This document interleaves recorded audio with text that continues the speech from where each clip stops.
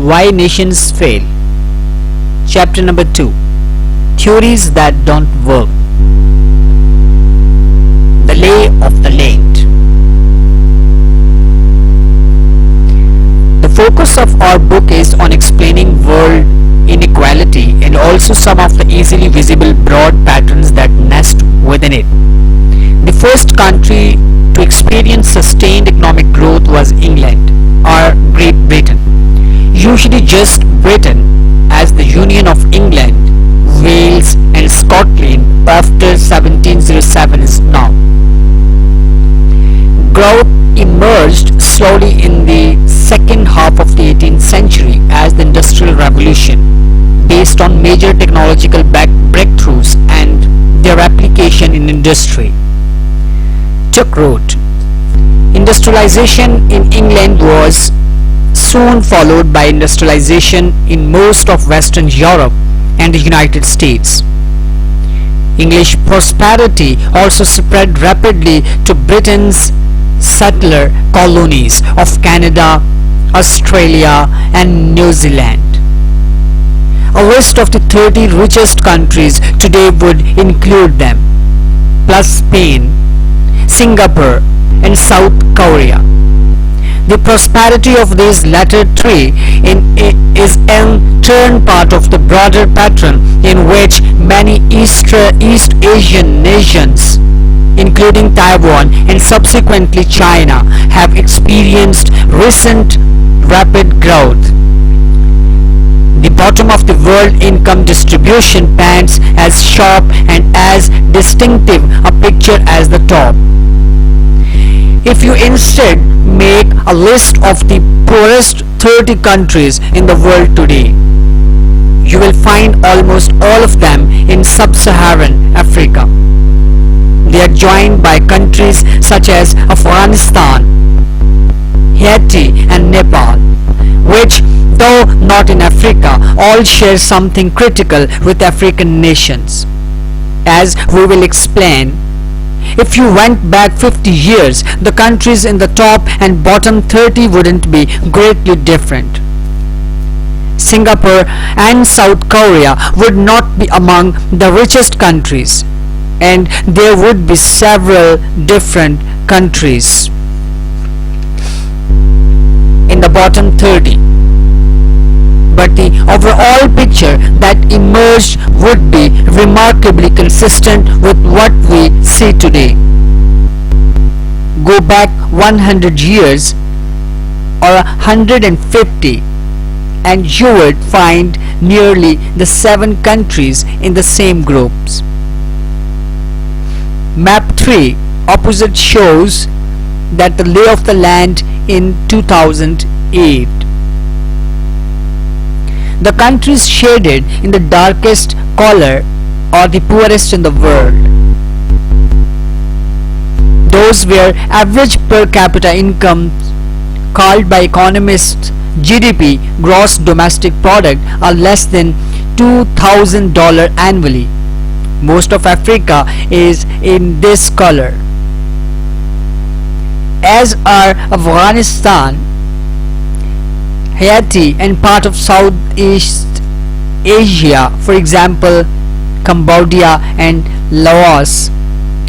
North Korea is also among this group of countries.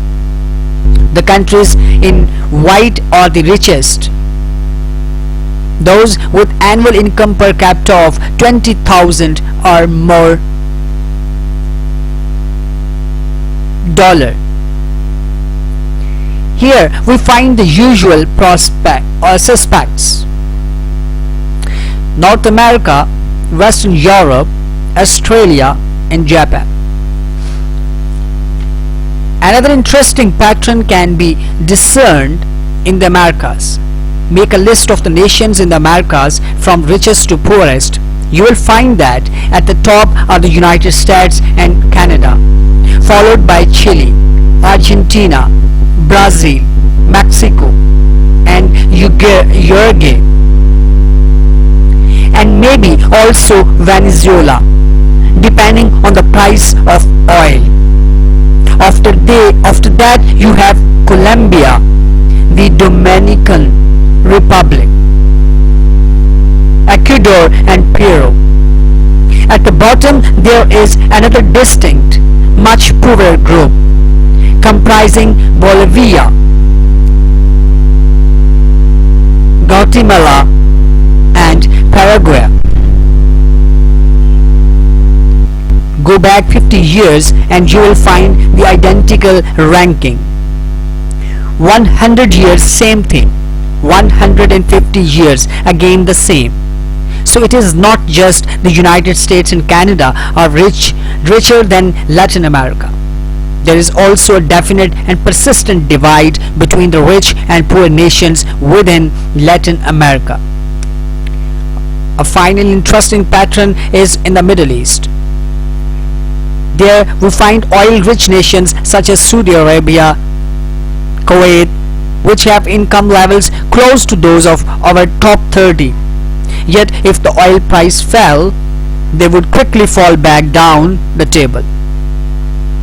Middle Eastern countries with little or no oil such as Egypt, Jordan and Syria all cluster around level of income similar to that of Guatemala or Peru. With oil, Middle Eastern countries are also all poor, though like those in Central America and Indies, not so poor as those in Sub-Saharan Africa. While there is a lot of persistence in the patterns of prosperity we see around us today, these patterns are not unchanging or immutable. First, as we have already emphasized, most of current world inequality emerged since the late 18th century, following on the tails of the Industrial Revolution. Not only were gaps in prosperity much smaller as late as the middle of the 18th century, but the rankings which have been so stable since then are not the same when we go further back in history. In the Americas, for example, the ranking we see for the last 150 years was completely different 500 years ago. Second, many nations have experienced several decades of rapid growth, such as much of East Asia since the Second World War and more recently China. Many of these subsequently saw that growth go into reverse. Argentina, for example, grew rapidly for 5 decades up until 1920, becoming one of the richest countries in the world, but then started a long slide. The Soviet Union is an even more noteworthy example, growing rapidly between 1930 and 1970, but subsequently experiencing a rapid collapse. What explains these major differences in poverty and prosperity and the patterns of growth? Why did Western European nations and their colonial offshoots filled with European settlers start growing in the 19th century? Scarcely looking back, what explains the persistent ranking of inequality within the Americas? Why have Sub-Saharan African and Middle Eastern nations failed to achieve the type of economic growth seen in Western Europe, while much of East Asia has experienced breakneck rates of economic growth? One might think that the fact that world inequality is so huge and consequential and has such sharply drawn patterns would mean that it would have a well accepted explanation. Not so. Most hypotheses that social scientists have proposed for the regions of poverty and prosperity just don't work and fail to convincingly explain the lay of the land. The geography hypothesis. One widely accepted theory of the causes of world inequality is the geography hypothesis, which claims that great divide between the rich and poor countries is created by geographical differences. Many poor countries such as those of Africa, Central America and South Asia are between the tropics of Cancer and Capricorn. Rich nations, in contrast, tend to be in temperate latitudes.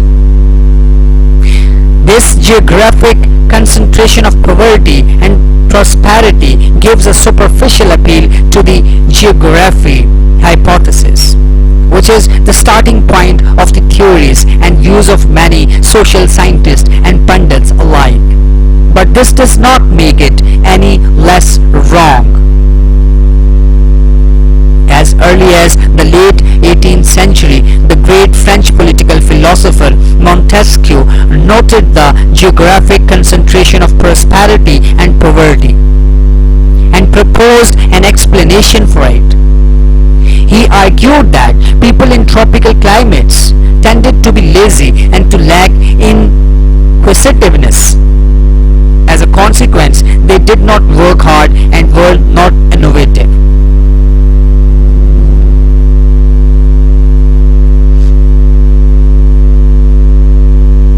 And this was the reason why they were poor. Montesquieu also speculated that lazy people tended to be ruled by despots, suggesting that a tropical location could explain not just poverty but also some of the political phenomena associated with economic failure, such as dictatorship. The theory that hot countries are intrinsically poor, though contradicted by the recent rapid economic advance of countries such as Singapore, Malaysia and Botswana, is still forcefully advocated by some, such as the economist Jeffrey Sachs. The modern version of this view emphasizes not the direct effects of climate on work effort or thought processes, but two additional arguments. First, that tropical disease, particularly malaria, have very adverse consequences for health and therefore labor productivity, and second, that tropical soils do not allow for productive agriculture. The conclusion, though, is the same. Temperate climates have a relative advantage over tropical and semi-tropical areas. Temperate climates have a relative advantage over tropical and semi-tropical areas. World inequality, however, cannot be explained by climate or diseases or any version of the geography hypothesis. Just think of Nogales. What separates the two parts in is not climate, geography or disease environment, but the US-Mexico border. If the geography hypothesis cannot explain differences between the north and south of Nogales, or north and south Korea, or those between east and west Germany, before the fall of Berlin Wall, could it still be a useful theory for explaining differences between North and South America, between Europe and Africa? Simply no. History illustrates that there is no simple or enduring connection between climate or geography and economic success. For instance, it is not true that the tropics have always been poorer than temperate latitudes. As we saw in the last chapter, at the time of the discovery of the Americas by Columbus, the areas south of Tropic of Cancer and north of the Tropic of Capricorn, which today include Mexico, Central America, Peru and Bolivia, held the great Aztec and Inca civilizations. These empires were politically centralized and complex, built roads and provided famine relief. The Aztecs had both money and writing, and the Incas, even though they lacked both these two key technologies, recorded vast amounts of information on knotted ropes called quipus. In sharp contrast, at the time of Aztecs and Incas, the north and south of area inhabited by Aztecs and Incas, which today includes the United States, Canada, Argentina, and Chile, were mostly inhabited by Stone Age civilization lacking these technologies. The tropics in the Americas were thus much richer than the temperate zones, suggesting that the obvious fact of tropical poverty is neither obvious nor a fact. Instead, a greater riches in the United States and Canada represent a stark reversal of fortune relative to what was there when the European arrived. This reversal clearly had nothing to do with geography, and we have already seen something to do with the way these areas were colonized.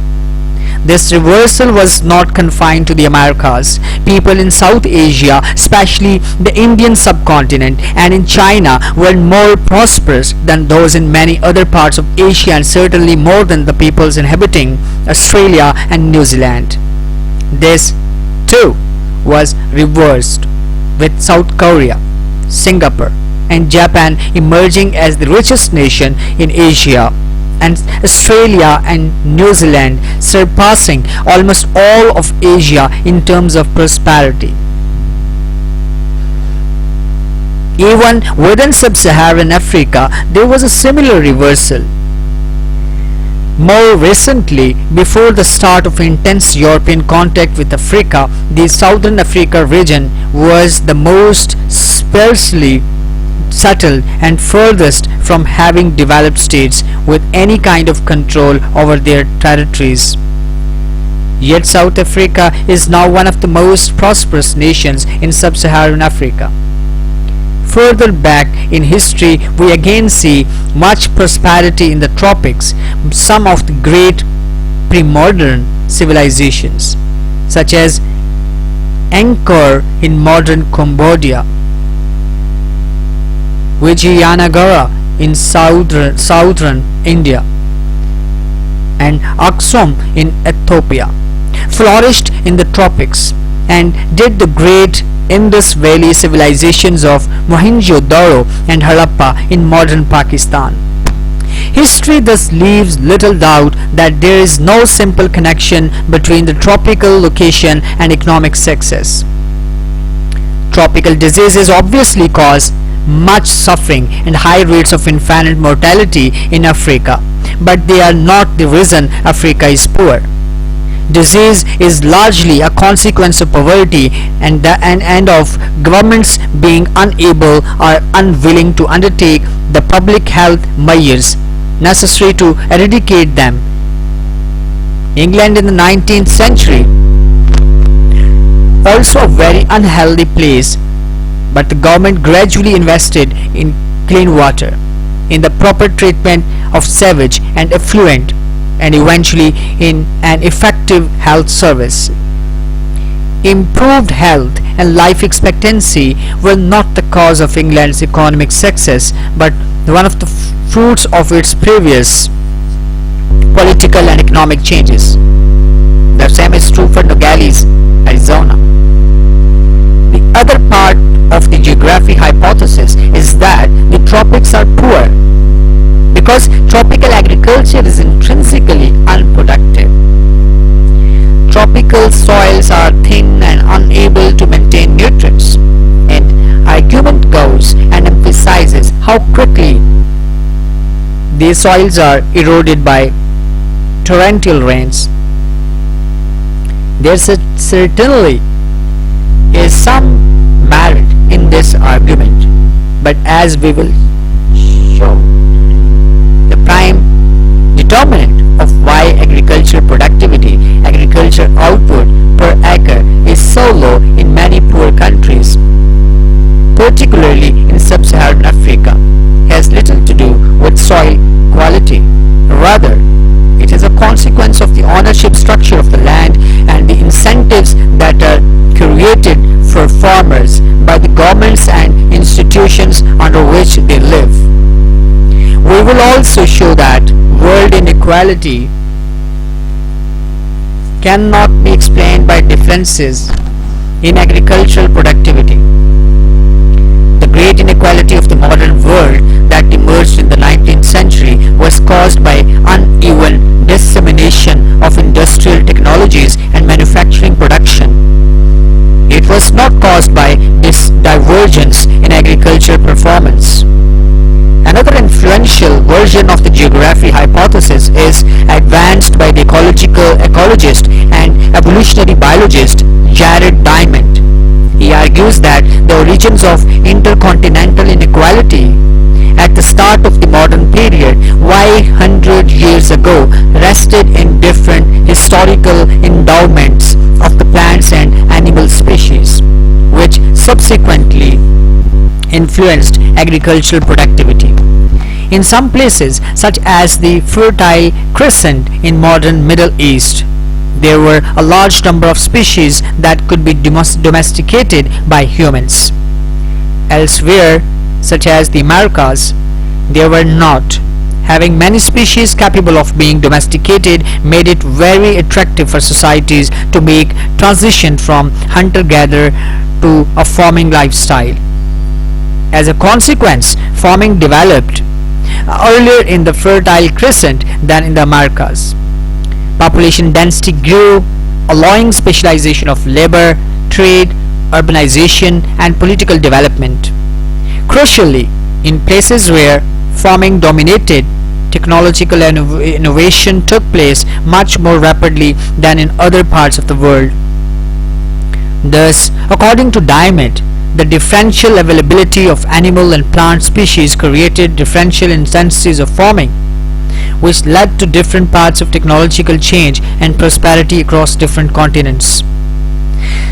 Though Diamond's thesis is a powerful approach to the puzzle on which he focuses, it cannot be extended to explain modern world inequality. For example, Diamond argues that the Spanish were able to dominate the civilization of the Americas because of their longer history of farming and consequent superior technology. But we now need to explain why the Mexicans and Peruvians inhabiting the former lands of the Aztecs and Incas are poor, while having access to wheat, barley, and horses might have made the Spanish richer than Incas. The gap in incomes between the two was not very large. The average income of a Spaniard was probably less than double that of citizen of the Inca Empire. Diamond's thesis implies that once the Incas had been exposed to all of the species and resulting technologies that they had not been able to develop themselves, they ought quickly to have attained the living standards of the Spanish. Yet nothing of the sort happened. On the contrary, in the 19th and 20th centuries, as much larger gap in incomes between Spanish and Peru emerged. Today, the average Spaniard is more than 6 times richer than the average Peruvian. This gap in incomes is closely connected to the uneven dissemination of modern industrial technologies. But this has little to do either with the potential for animal and plant domestication or with intrinsic agricultural productivity differences between Spain and Peru.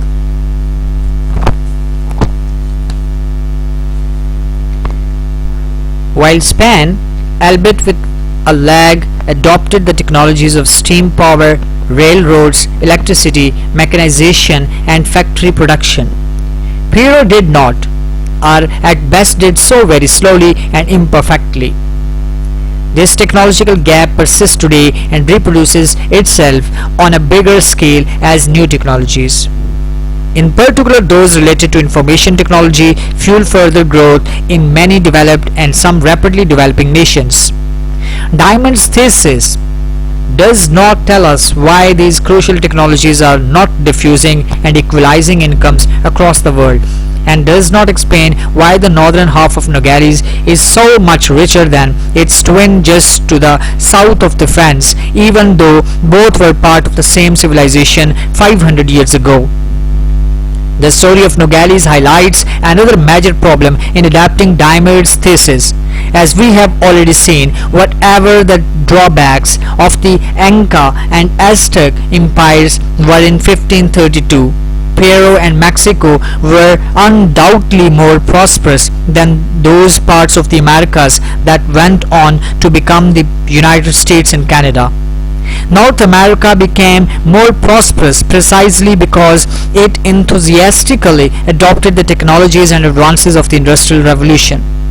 The population became educated and railways spurred out across the Great Plains in stark contrast to what happened in South America.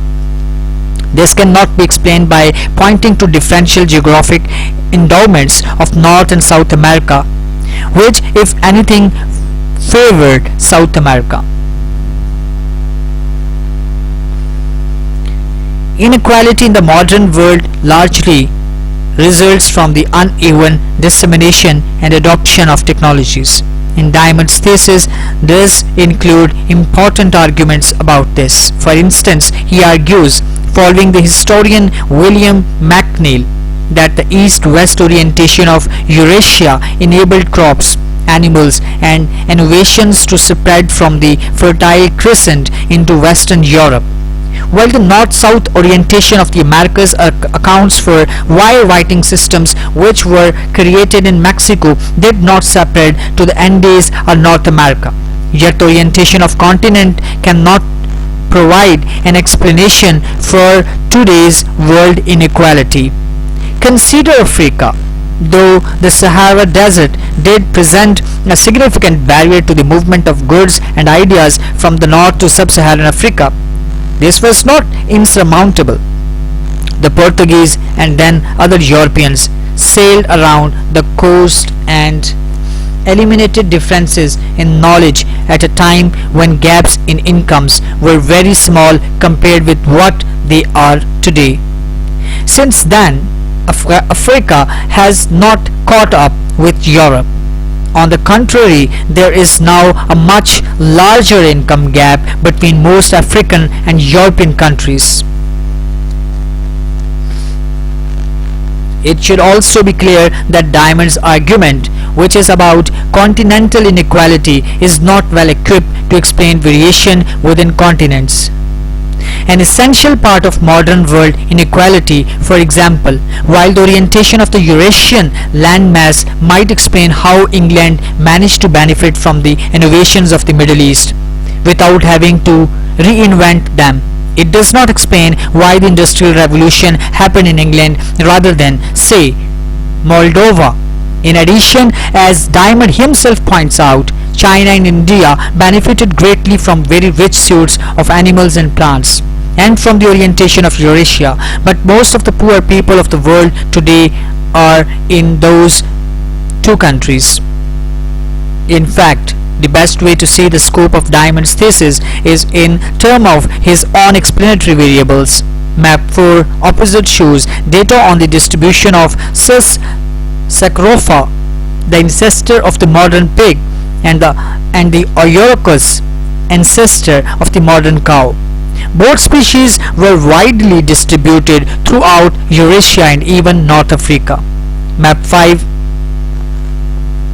shows the distribution of some of the wild ancestors of the modern domesticated crops, such as Oryza sativa, the ancestor of the Asian cultivated rice, and the ancestors of the modern wheat and barley. It demonstrates that the wild ancestor of rice was distributed widely across South and Southeast Asia, while the ancestors of barley and wheat were distributed along the long arc from the Levant, reaching through Iran and into Afghanistan, and the cluster of Satans, Turkmenistan, Tajikistan and Kyrgyzstan.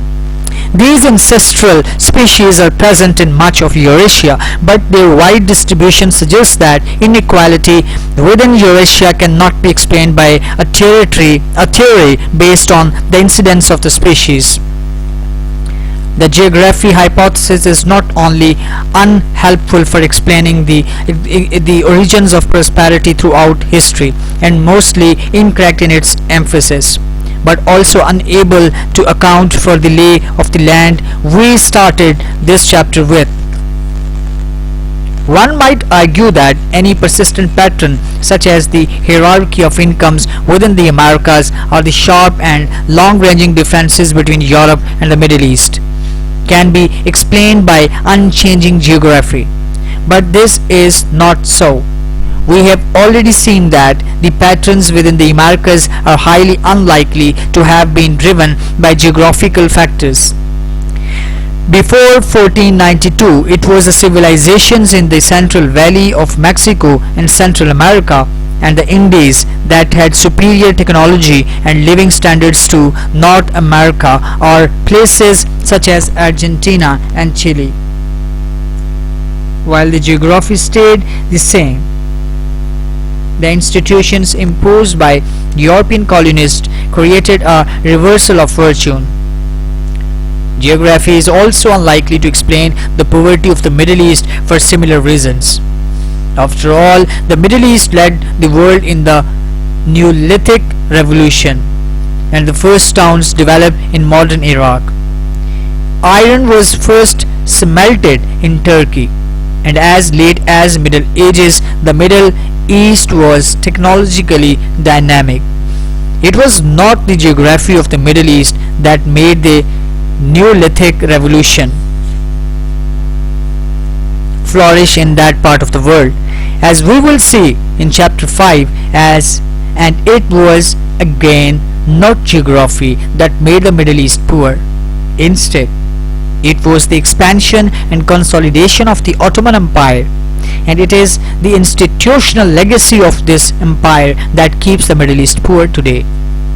Finally, geographic factors are unhelpful for explaining not only the differences we see across the various parts of the world today, but also why many nations such as Japan or China stagnate for long periods and then start a rapid growth process. We need another, better theory.